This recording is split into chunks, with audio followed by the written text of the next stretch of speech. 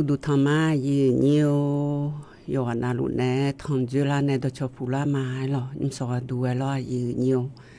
อุเซนอยาเดเนชาอยตีนาบินาหามาแล้วดูตะกาไลฟ์สดแล้วก็มาพอนี่พังเงงายีเนี่ยอดัมเป็นไงเนี่ยตะกาชอมิชมอดอยานะหาแม่เราอดัมเป็นไงสปอร์ตแล้วคู่เธอโหตะกาอันนี้อายาอยู่ดงกุเนชายกูจังอุลามาและดอลุมาลีและชาเธอมายาพอนเนอที่กูก็ไล่เมียรอยืนเนียวเฮ้ยพอนเนอเธอมาพายันนะหางาสีรอยืนเนียวจิมังงานยุงคานาขอนี่เทมาทับพอนเนมาเดยืนเนียวเดยกูจะอายามพักเกล้าซอยแม่รอเธอไม่ได้เหยามเกล้าหน้าโอ้แล้วยกูจังเกอเลยแล้วมันจะไปดุงเลยมือรอแล้วมันฐานะขอยาเดินนะขอนี่เกิดยางาลามืองาศิลาจองพับงาศิลาและรอยืนเนียวยังมีบูเดอร์อยู่ดื้อมาและมือเบอร์อยู่หาจะรอยืนเนียวเธอไม่แน่ตัวช่ำพอในเธอมอข้อปานหน้าหาเดินหน้าอยากการไม่ดีคนนี้เฟซบุ๊กปานไลฟ์สดแล้วก็สุดจู่ๆเขาพอสุงับพลังเนี่ยดัมเป็นไงเนี่ยมาพอนยังไงยืนเนี่ยที่ปวดนะจู่ๆแต่คนนี้ย่อไงล่ะเนี่ยไงล่ะแล้วเมียยืนเนี่ยยุ่งสวัสดีนะเย่ๆเนี่ยเราเย่ๆแล้วแม่ยืนเนี่ยเธออย่าเยี่ยมอย่ารวยอยู่ดูมาอย่างไงหรอกงานกำลังงานเที่ยวเลยเจ็ดดีเลยสั้นเลยอยู่เนี่ยไม่ป่าไฟเขียวไฟแดงงานโยเลยเจอเนี่ยเขาก็ในโลนั่นเลยถ้าก็งานมาเมื่อตาลิเจฐานเนี่ยจันนี่นะถ้าอย่างไงหรอกเย่ก็เย่เมียที่ก็สัตที่ก็ชอบอยู่เมียรออยู่เนี่ยแต่ไม่ในโลอยู่มันก็จอยอยู่มันอยู่ข้างๆยังช่องรอยืนเนียวแต่สมบูรณ์จะอายามเบอร์อินนนาวันพุ่งกันนักละแม่ยืนเนียวเขาจะดูน้าวันจังกันนมายาจอยในมินังวันอาคาอินนวันพุ่งอินนยินนจอยแม่หรออินนน่ะ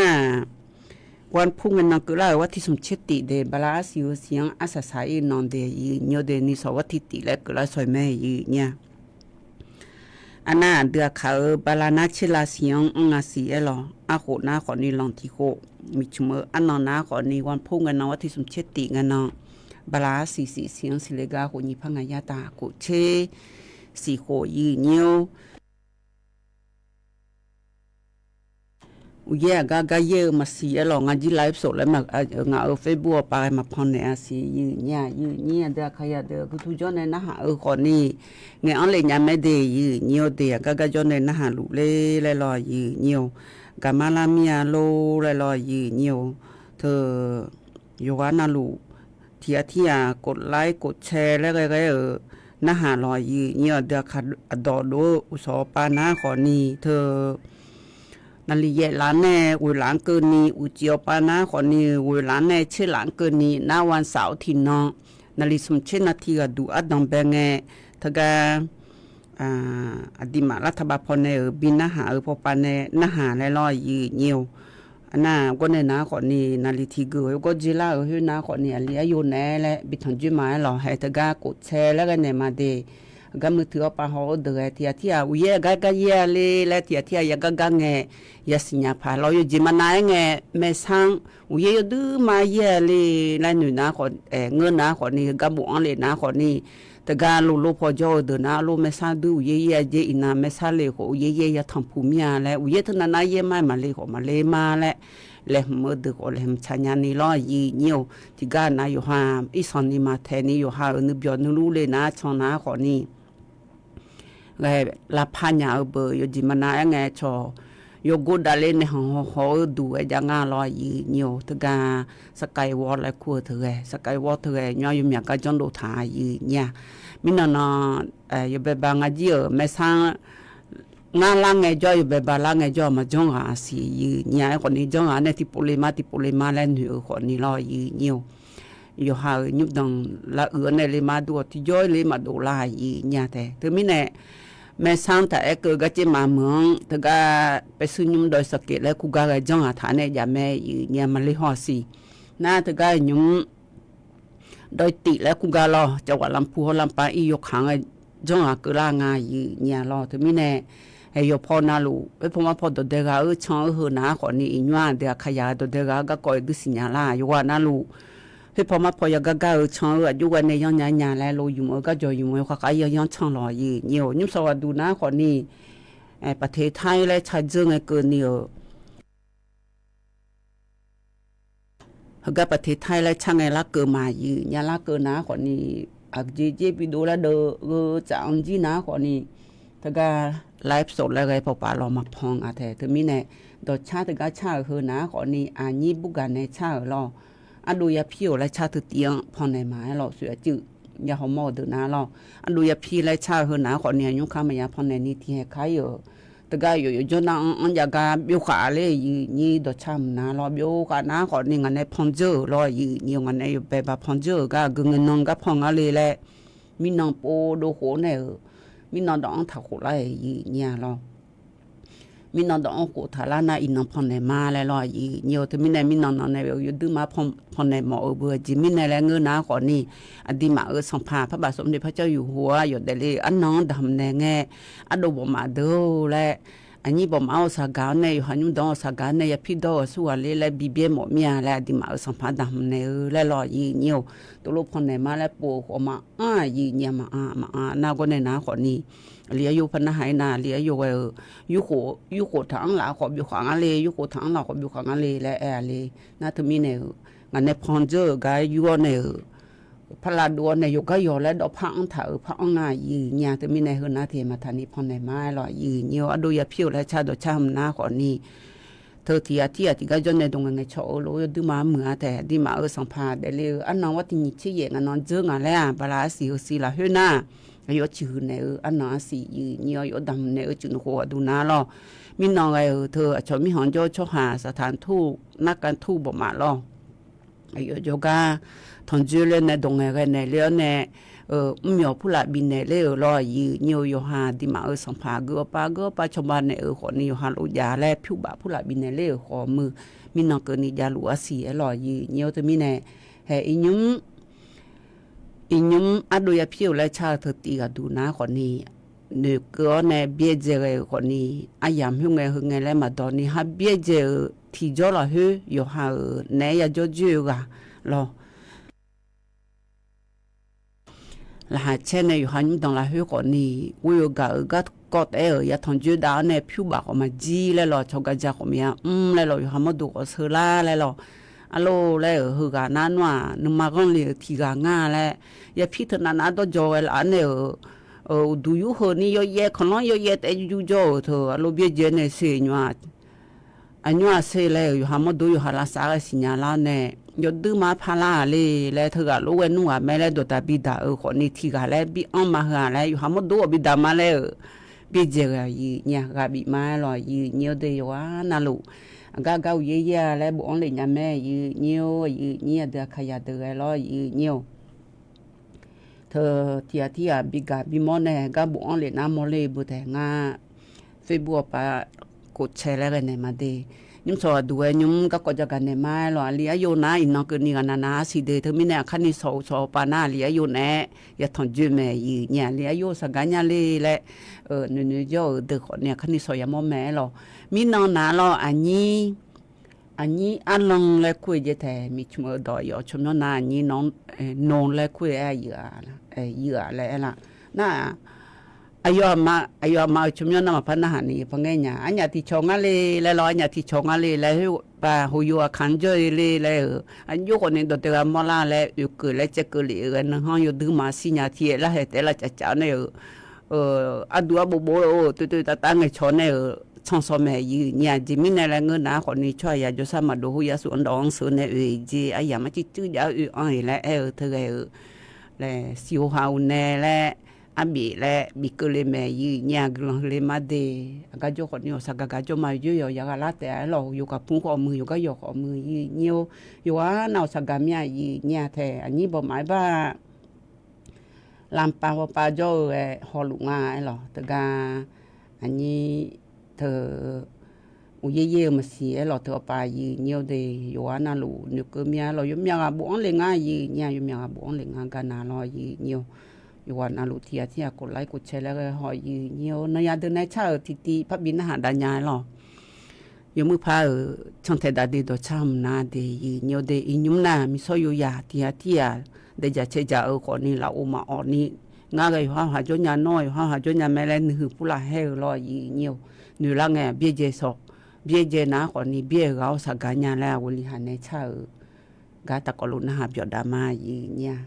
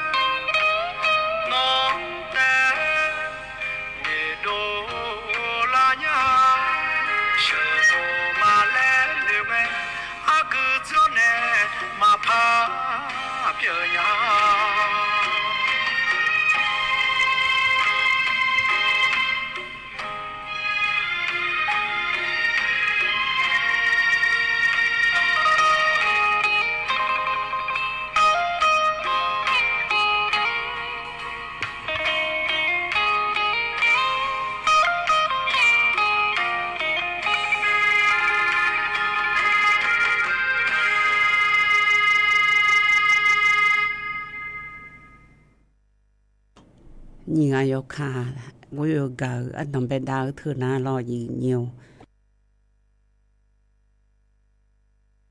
cũng chẳng cái mà so cái đủ gì nhiều ai còn đi cho sao đủ miếng lọ cái chơi cái lệ thì cho dễ ngay gì nhà cũng chẳng khá thơ cũng chẳng có mà naga này lo gì nhiều thơ cũng chẳng có cái mà so là cái nhiều mực đà la miếng lo gì gì lá bọc ba mực đà la lại lo แต่มีแน่คุบยองคุละคุบยองคุโลมาเศร้าเธอโยหาคุบยองพุละนาลาพาญาโถและดูนาอีจูโยเจสังเจทัดดอยืเนียวชดจื้อพุละจ้าดอมาคือสิหาเธอสิหายาจ้าดอ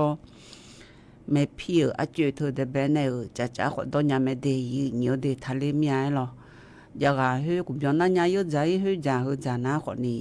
อยู่หามดูจากอาจารย์เธอโอ้ยมยาจีจักคืนนั่งเจียดูลายีเนี่ยเธอมีเนี่ยดังแบบไงจ้าก็จีขอนี่ยอหาเฮจีเปียเนี่ยโถแล้วดูน่าดูน้ำตาอยากาบ่อยขันอยู่เกลอยีเนี่ยเนี่ยเดินในชาเฮตีดูน่าขอนี่ยอหาเนี่ยยกข่าวว่ายกาดังแบบเธออยู่ออกมาเงาและเงาสุเอ็นนากันเนี่ยอยู่ออกมาเงาล้วนเทียนึกมาจะสิกอนเนี่ยเทียมีหายาแล้วเปล่ามีซอยอยู่ยาแล้วเปล่านะขอนี่แต่ยุเปล่าแล้วนะอยู่หาสิญญาเบอร์เราก็ที่นอนนะขอนี่นึกมาแพ้ในเทียเตอเทียตัวเจงไงในหัวอยู่หัวมือหัวเจอกับสักการะไงหัวสักการะอีเนี่ยที่ปวดนายดื้อมาโยกหมอขอนี่ชมใจสอชลาจื้อสอและขอจอบที่กวนนาเนาะที่กวนนาขอนี่หัวอีกันเนี่ยสัตว์ดอยคือบดาบันเนี่ยโอ้แล้วดูสัตว์ดอยยังหาแล้วบดาบันเนี่ยอยู่หันยังยกขามากันเลยนี่ทนจื้อหือขอจอเดียเนี่ยเดียที่เดือนน่ะเดือขยะหูนาลอยอยู่หาอะไรมหหมายลอยเดือขยะขยังทนในโจเดือนน่ะมียาตัวเบี้ยเนี่ยช่องนาลอยอยู่ภาษากุไรน่ะยังภาษาโปโลเพียจังโปเบยนี่ตัวลูกจังไอ้หมหมายเนี่ยถึงมีเนี่ยอยู่หาว่าอีมาเดียวว่ากันแน่แล้วดูนาคนนี้อยู่มือภาษาสลอยอยู่มือพันหนึ่งปุ่นหนึ่งพันเนี่ยมาพักกันมาดีแล้วมึงน่ะถ้าว่าอีเดียมันก็น่าจะก้าวสู่อุลิหันเนี่ยโดยช้าๆทำรู้ยับจืดน้ำลอยnhiềuที่ปวดน่ะอยู่หันเนี่ยหนูอยู่ดื้อมาฉามาแหละอยู่หันนึงมาอยู่ดื้อมาก่อยแหละอยู่หันนึงเจ็ดเบียเธอที่ปวดน่ะอยู่หันนึงมาอยู่หนองแล้วบอกที่ปวดน่ะอยู่หาอะไรมันอยู่เกินยาวแล้วบอกแม่เนี่ยถึงมีในอยู่หาอดัวชูอายอเมื่อโฮโลมาดาโลและแม่ล่างไงจ้ามันน่าหาและทันอยู่เนี่ยที่ปวดน่ะเงี้ยน่าหาร้อนว่าตัวลงมาพยาสาวมาและแห่ต้นหนึ่งละเมดีเงี้ยดีว่าน่าลูกบีไม้หรออันนี้บ่มาถึงก็อันนี้น้องเดือนถึงก็อำเภอเงาจังหวัดลำปางไอ้บุหรี่ง่ายหรอลำปางอำเภอเงาเย่เลยเมจีก็เย่แม่ยังอะไรไงเราเย่ล่าไม้เราบึกขับบ้านในล่าไม้เนี่ยหรออยู่ว่าน่าลูกเราอยู่เมื่อก็จะอยู่เมื่ออยู่วันในยังเนี่ยแหละอยู่ข้าวเยอะๆช่องหล่อเนี่ยกันในนั้นก็ก่อจะการด้านในเนี่ยเนี่ย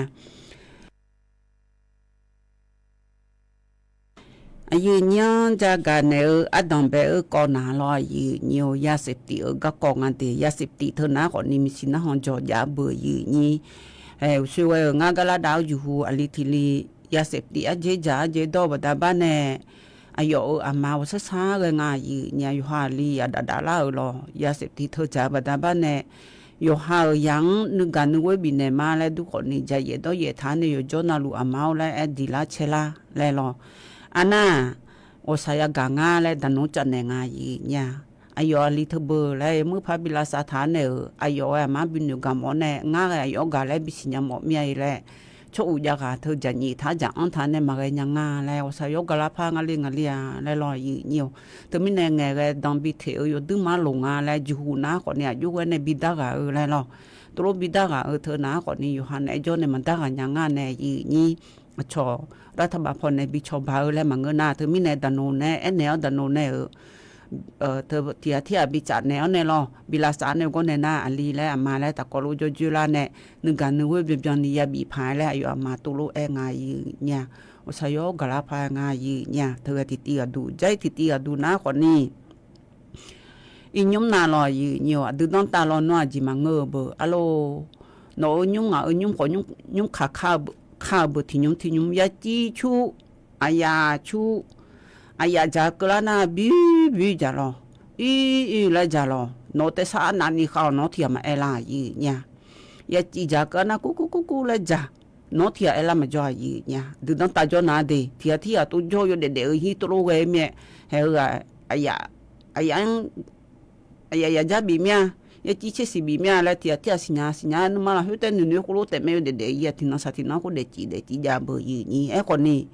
mơ là hơi na de yi nhiều de nyu khaji khata ha to lo ni cho tha ne lo ho ga thi nyu ko ni a lo pa te bo yi ni na thi nyu ma du na ko ni mi menu yo khata ko lo jo yo du ma che ji yi nya lo che te sa kha ana ji ya pa chu tha nga ji ya te sa ko to kha lo ya chi ko chu tha ya chi te sa ko to kha ma ga le nya le ya chone bi cha nga yi nya bi cha na ko ni ho lu la ne họ lư lan này là lại lo gì nhiều hơn là tu gia gần này hơn ná còn này cho họ lư đan này nghe yêu ha nhung đằng yêu ha nhung khát ta này cho thưa yêu ha hăng ngơ gì cho này cho nhung khát ta ở đó mà trả lên na yêu ha yêu bán thì nhiều thì yêu gì mà na ya phụ là chúa này ya này chả dễ bể lại yêu này cho mà chẳng nhà ni cái lô ya chỉ phụ là chú thán này ya chỉ thưa đều thôi ya chỉ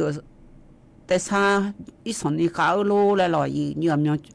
จดูจุยาก็จดูจุยาก็มาชาแล้วก็เมียช่วยยันเถเลยเมียตัวรู้ว่าในหันยุ่งขจิกาตาเด้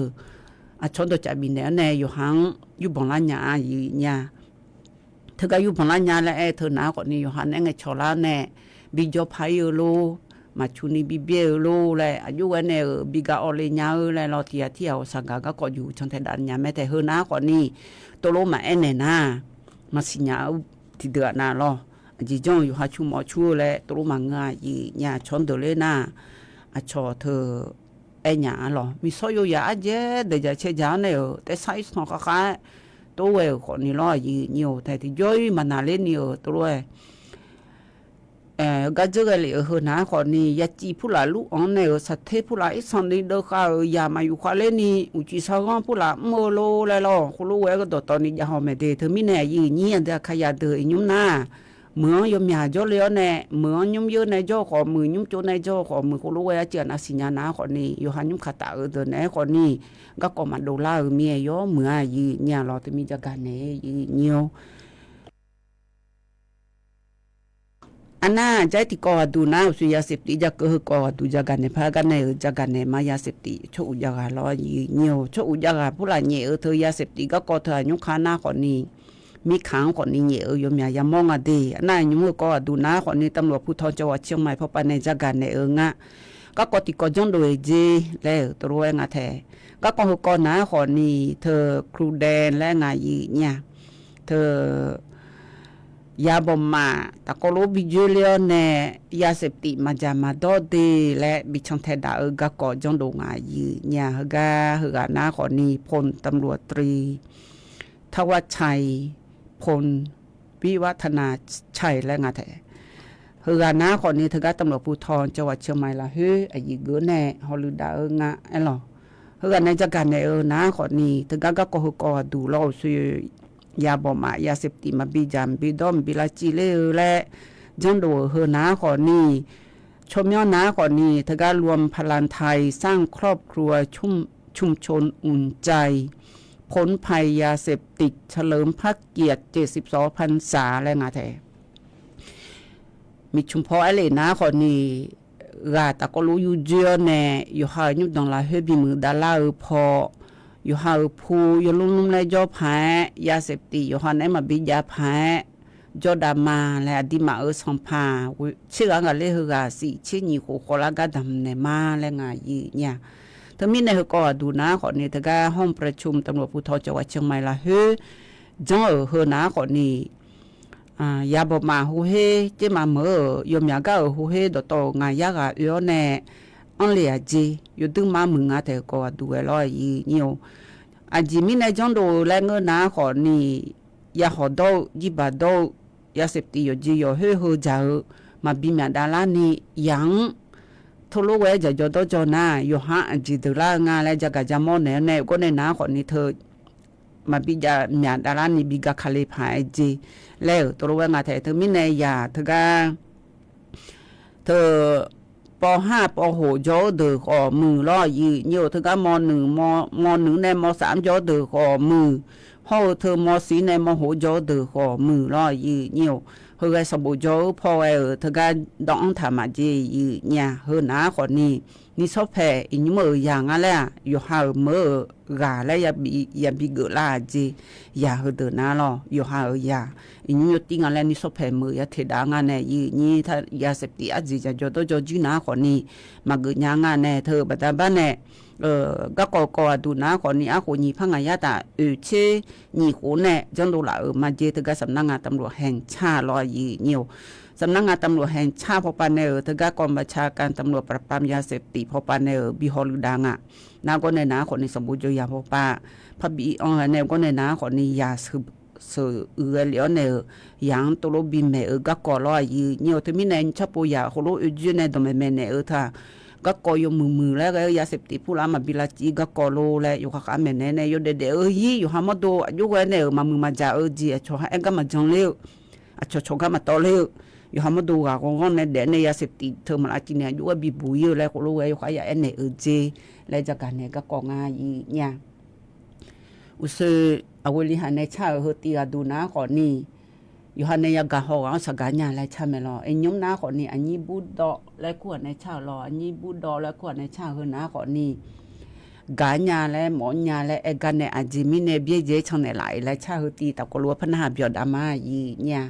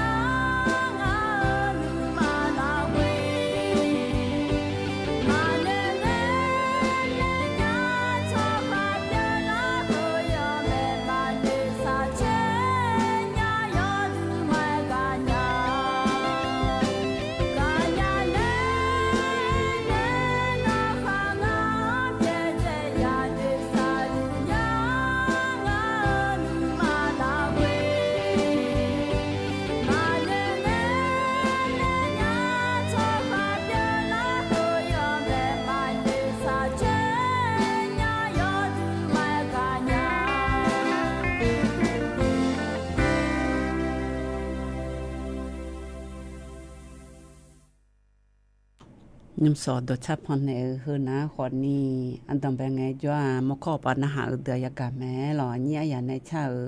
เยกูจะไงอุลามาและและรออยู่เนียวชำตัวชาให้ตีหน้าอันนี้บุกันในชาดูยาพี่และชาเรานายยมชัดยื้อคือนะคนนี้เอาอุศนาอุลิหายชาเป็นในเบียเจออังการยาและยมน้าคนนี้การยาและในเบียในช่องในหลังงาและชาทุติยื้อเนียวเดก็ก็ยุ่งๆแลนี่ตีดูพระจักรดาในญาอยู่เนี่ยอันดับเบก็นะคนนี้ถ้าก็ชอก็จะไม่จ่าวป่าหรือดาวตัวในจักรในงานดีจะหางานจังหวัดเชียงใหม่พบอันในรออียุ่งนะคนนี้อดูถ่ายช่องหาวิบาฟิลเลอร์เมืองรอประเทศฟิลแลนด์รออยู่เนียว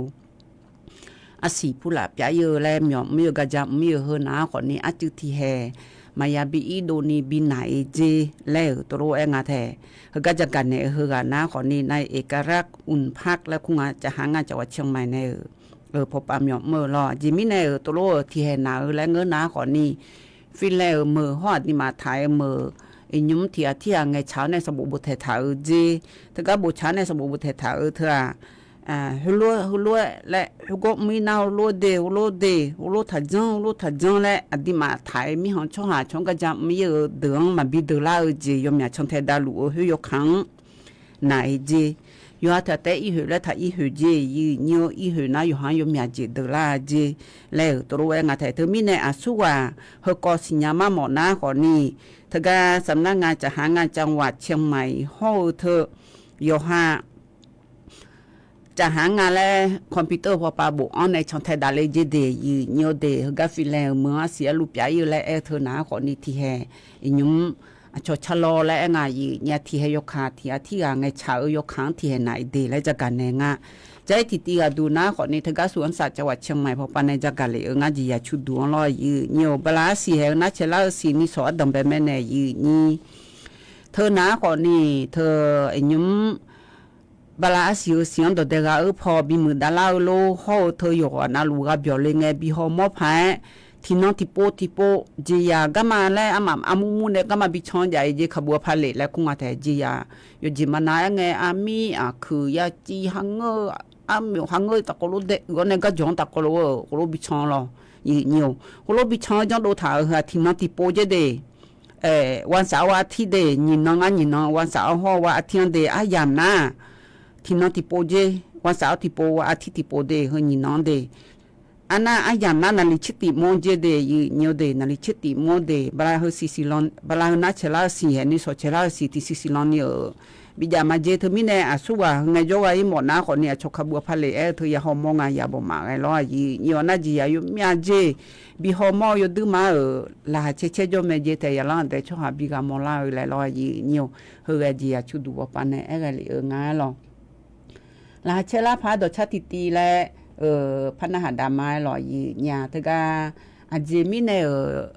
ดชาอาจจะรอเบียวไงยูฮันเนกาอาจจะมีเนี่ยดูเนี่ยกันยังมันเนี่ยเลยแล้วหล่อยีเนี่ยยูฮันเนกาหมอกาดูเนี่ยกันยังเนี่ยเลยรอนู่จีจบยาวคนนี้ทองตีจบยาวคนจบยาวเพิ่มมาเลยแล้วชาวตีจะไม่แน่ยุคขานาคนนี้ยังคุยจะอายามก็ล่าเมียอยู่หัวปานในละบิเชล่าพายแล้วพอเนี่ยตะกลุนหาเบียวดามายีเนี่ย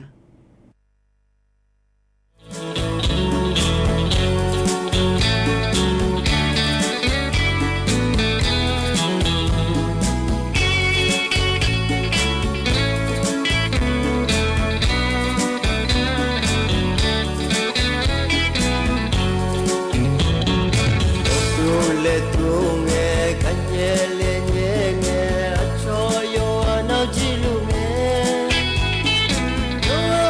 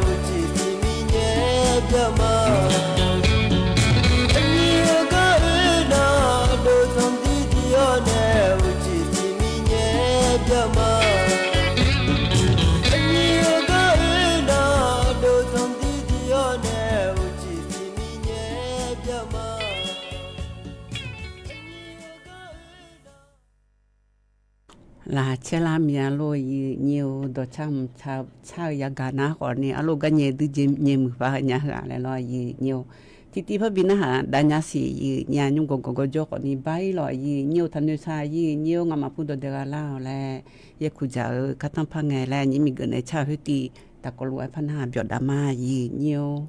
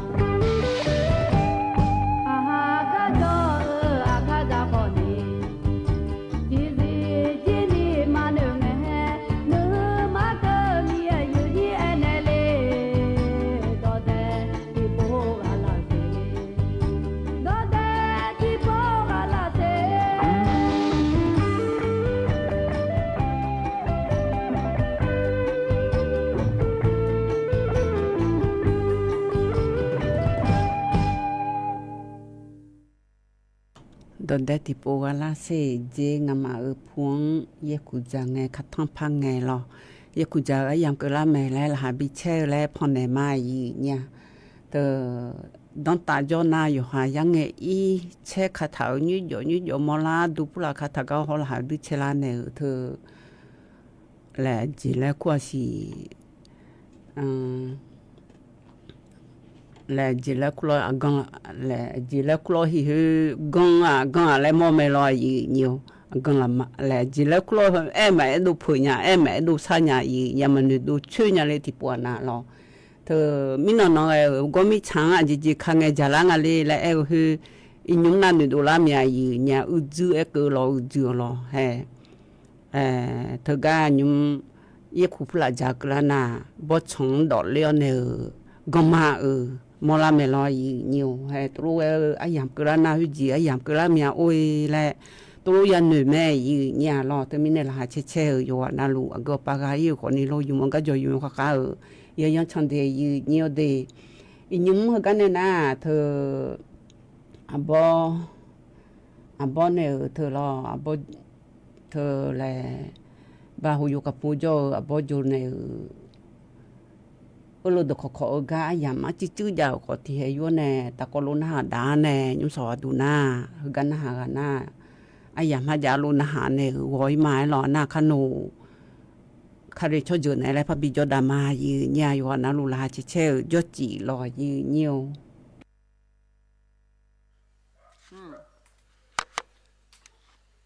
야하 somla salung tumu doso kuya somla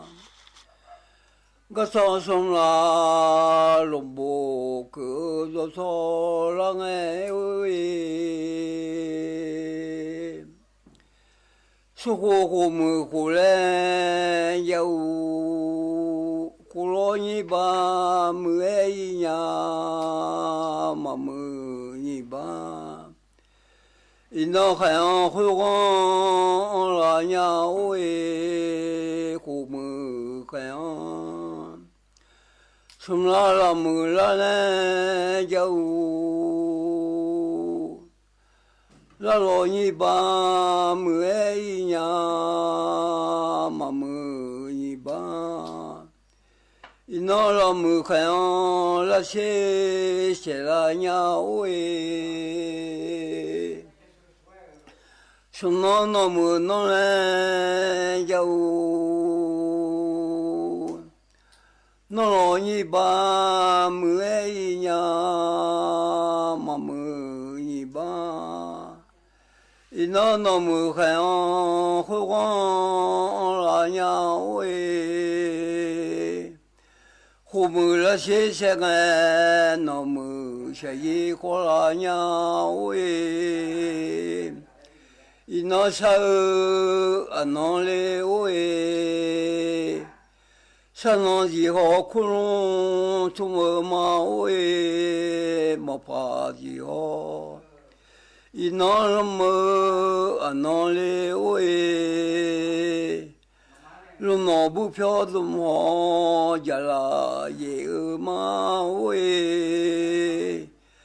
ยะฮาสมลาสลงทุมดอซอคุลาสมลากะซาสมลาลุโบกุดอซอยะฮาเพซะเบเลโอเอคุลาเพกะซาเพยะซาลาเมโอเอยะฮาเบ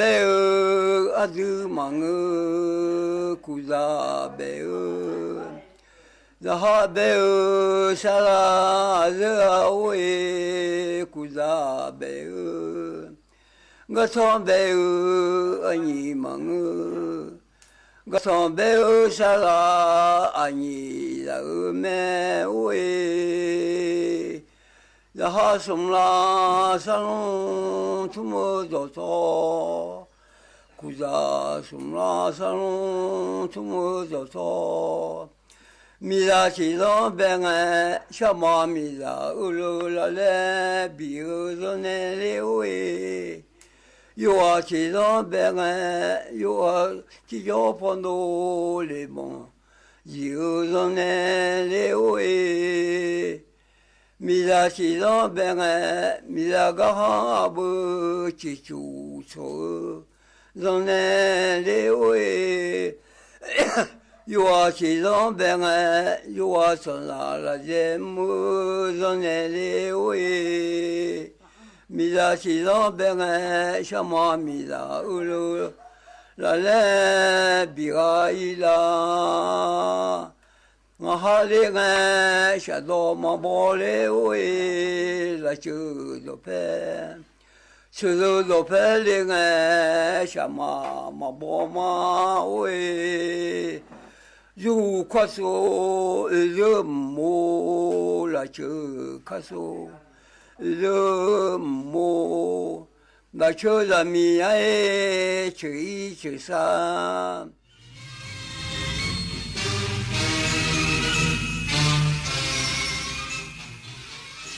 รับฟังข่าวต้นชั่วโมง 9 นาฬิกากับผมบุญมาศรีมาศครับสภาผู้แทนราษฎรเตรียมพิจารณาร่างพระราชบัญญัติงบประมาณรายจ่ายเพิ่มเติมประจำปีงบประมาณ 2567 ในวาระ 2 และวาระ 3 เพื่อดำเนินโครงการดิจิทัลวอลเล็ตอีกสักครู่กลับมาติดตามรายละเอียดครับ ถ้าให้เลือกระหว่างมีสุขภาพกายดีกับมีสุขภาพจิตที่ดีคุณเลือกอะไรคะเลือกยากใช่ไหมเพราะความเป็นอยู่ที่ดีคือความสมดุลใน8มิติทางกายทางจิตทางสังคมอารมณ์สติปัญญาอาชีพการงานสภาพการเงินและสภาพแวดล้อมที่เกื้อกูลกันแม้ว่าเราอาจจะยังไม่สามารถทำได้ครบถ้วนในคราวเดียวหนทางการสร้างสุขเริ่มที่ตัวเองและสร้างสังคมแห่งการมีสุขภาวะที่ดีตลอดศตวรรษที่ 21 นี้ไปด้วยกันนะคะคือถ้าเรา เราไปบริจาคเลือดมันจะดูเท่และถือเป็นการทำบุญด้วยไหมอ่ะถือเป็นบุญใหญ่เลยล่ะคิดดูนะคนเราสละได้แม้แต่เลือดของตัวเองเพื่อนำไปช่วยชีวิตผู้ป่วยแบบนี้จะรอช้าทำไมรีบไปบริจาคกันเร็วช้าก่อนคือร่างกายต้องพร้อมนอนหลับให้เพียงพอก่อนไหมล่ะได้เลยงั้นเจอกันที่ศูนย์บริการโลหิตแห่งชาติสภากาชาดไทยนะบริจาคโลหิตมั่นใจปลอดภัยสูงวัยแต่ไฟยังเหลือทางเลือกชีวิตหลังเกษียณภาครัฐให้สิทธิ์ในการฝึกอาชีพที่ศูนย์ฝึกอาชีพทั่วประเทศทั้งสายทำอาหารสายฝีมือและอื่นๆอีกมากมายช่องทางจัดหางานเพื่อคนสูงวัยสามารถไปได้ที่สำนักงานจัดหางานใกล้บ้านลงทะเบียนผ่านเว็บไซต์ smartjob.doe.go.th หรือสายด่วน 1506 อัตราผลตอบแทนไม่ต่ำกว่า45 บาทต่อชั่วโมงทำงานไม่เกิน7ชั่วโมงต่อวันและไม่เกิน6วันต่อสัปดาห์เกษียณแต่ยังมีไฟก็ทำงานได้เชื่อไหมว่าดินคุณภาพดี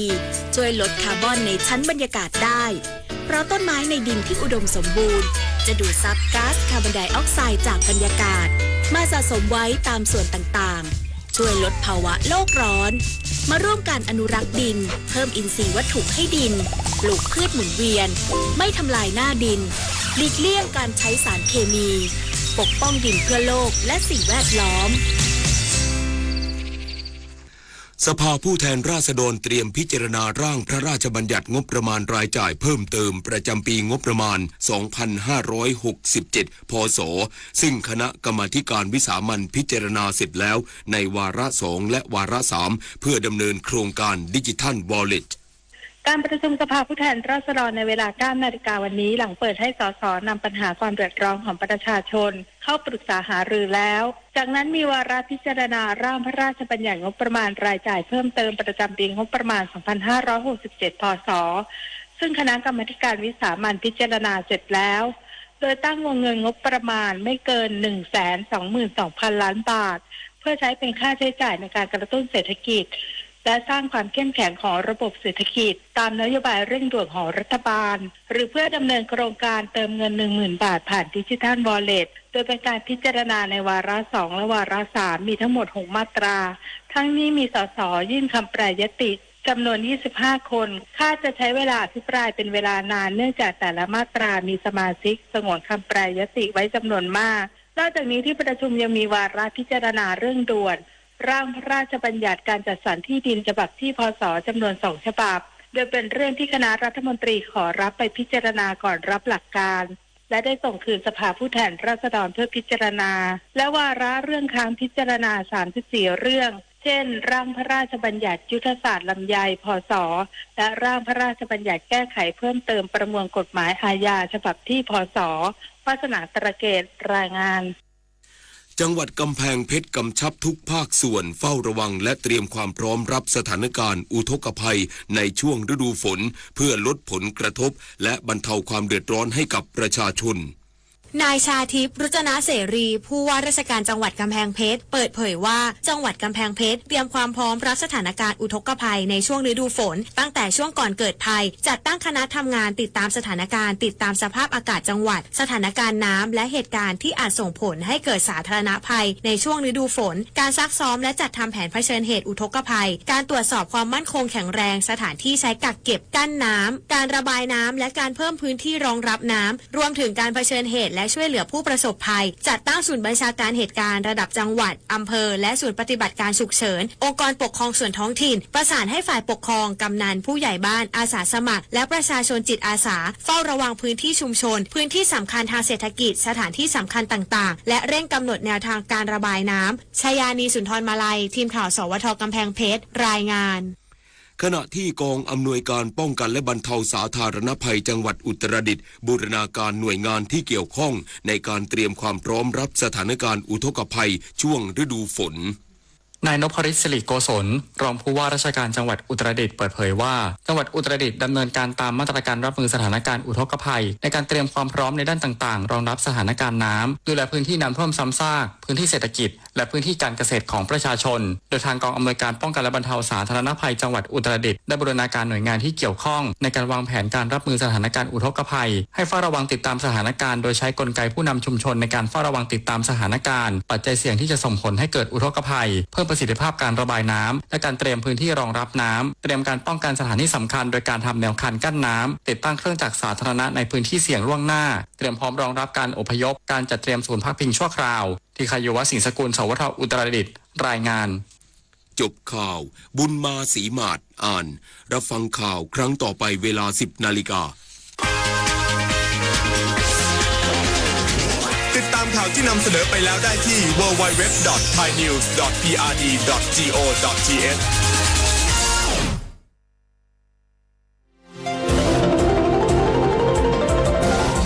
วิทยุแห่งประเทศไทยให้ความรู้คู่ความสุข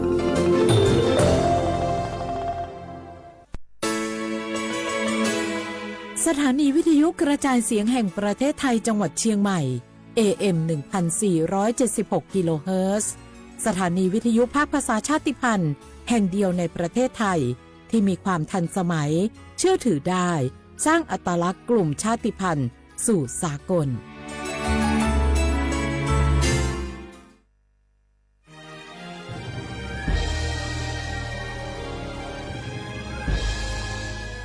เกิดเป็นคนไทยเติบโตบนผืนแผ่นดินไทยจงภูมิใจในความเป็นไทยชาติไทยเรานั้นนับเป็นชาติที่มีความเป็นมาเก่าแก่ยาวนานเรามีภาษาวัฒนธรรมและมีสิ่งต่างๆที่เป็นเอกลักษณ์ให้เราได้ภาคภูมิใจในความเป็นคนไทยเราควรเห็นคุณค่าและมีความรักชาติหวงแหนแผ่นดินอันเป็นมรดกของบรรพชนร่วมภาคภูมิใจในความเป็นไทยโดยสำนักประชาสัมพันธ์เขต 3 กรมประชาสัมพันธ์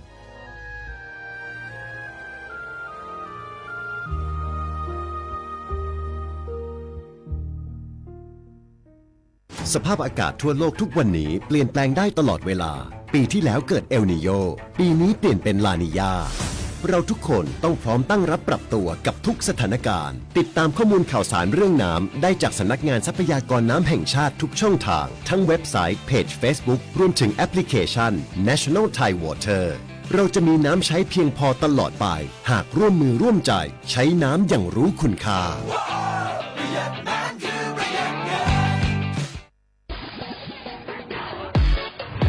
สังเกตทุกครั้งช่วยยับยั้งธนบัตรปลอม